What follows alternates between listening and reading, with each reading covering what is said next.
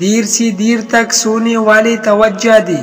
ایک شخص حضرت ابراہیم بن ادہم رحمۃ اللہ علیہ سے بحث کر رہا تھا کہ برکت نام کی کوئی چیز نہیں ہوتی۔ آپ رحمۃ اللہ علیہ نے فرمایا، تم نے کتیا اور بکری دیکھے ہے؟ وہ شخص بولا ہاں۔ آپ نے اس شخص سے پوچھا، کتیا اور بکری میں زیادہ بچے کون جنتا ہے؟ وہ بولا کتیا۔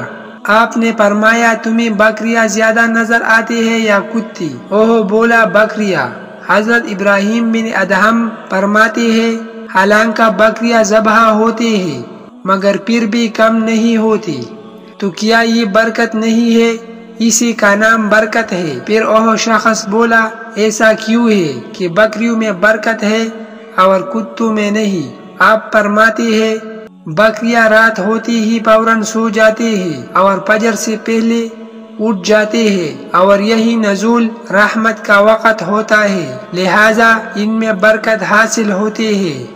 اور کتے رات بھر بھونکتے ہیں پھر فجر کے قریب سو جاتے ہیں، لہذا وہ رحمت و برکت سے محروم ہوتے ہیں۔